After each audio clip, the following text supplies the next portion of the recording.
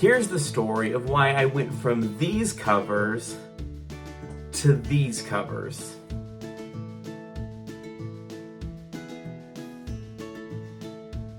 Hi, I'm Dan Kenner, fantasy and sci-fi author, as well as podcaster and entrepreneur, and this is the story of how I made a pretty big mistake with my covers. Now, granted, when I first started publishing, I had no idea what I was doing.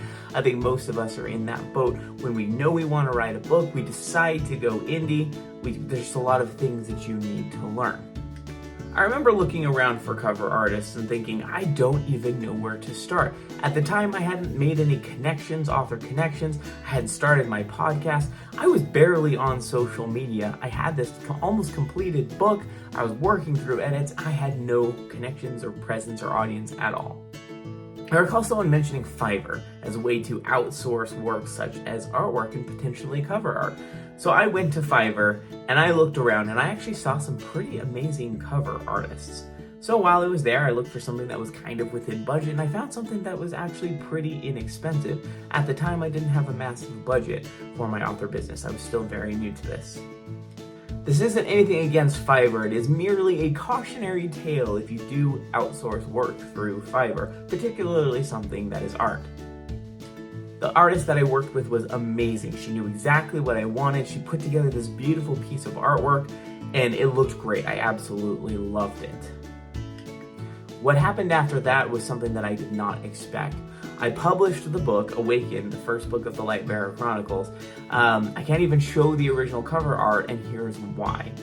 When I published that, it was about 3 months in. I had one viral video on Instagram. Actually, I think I may have even paid for a promotion. I paid like $20 to try to get it out there that my book was 99 cents for 3 days.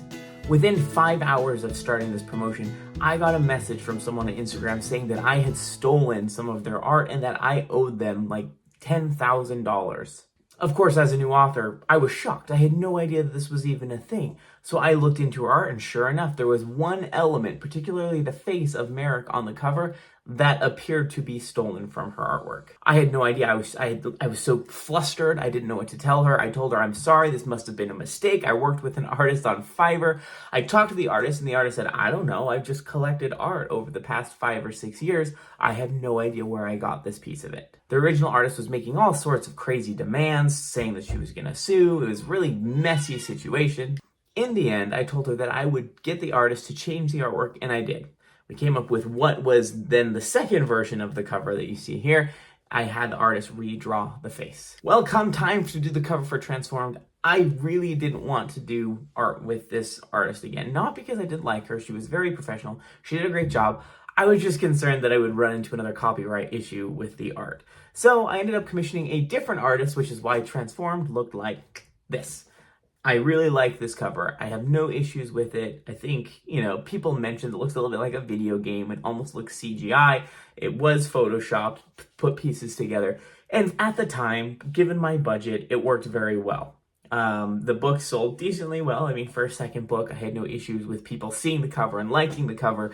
Obviously, everyone has their own preferences or people that did not like it. But, whatever cover you come up with, there's going to be people that don't like it. Then we come to the completion of the series and how I ended up with these 3 covers, plus the prequel, which you'll see right there. The reason I did that was because when I looked at Awakened and Transformed, the branding of the 2 covers was just so completely different. It wasn't cohesive. The series didn't even match. And, when I first started selling the first and second book, it didn't seem like it was a problem to me. I had cover art. They were out there in the world and I was selling. But it became very apparent how disjointed it looked. It was hard to sell something as a set, particularly since I was planning on commissioning a third and different artist for the 3rd cover. Knowing that they wouldn't match, I told him, look, I'm just going to go ahead and pay you for the set. I got a little bit of a discount, and he produced all 3 brand new covers. I'm really glad that I did it. As you can see, they do look quite a bit better. They look more professional, and they all match within the style, the fantasy style that I was going for. I do appreciate the work that he's done. I appreciate the lessons learned that I had from the first 2 covers, the failures and some successes as well. The cover art is very beautiful. I still maintain that art on my website, but they are no longer those covers. Now, if you have any of those original covers out there, good for you. I know there's a lot of people that have them now as collector's items. There's one particular person who has even the original Stolen Face artwork plus another book, and then they did purchase my new cover. So you can consider those special editions. But the thing that you learn from this video is just be wary of where you're commissioning your art. Make sure that you're getting a professional cover artist, that they are verified, and just be cautious when you're using Fiverr.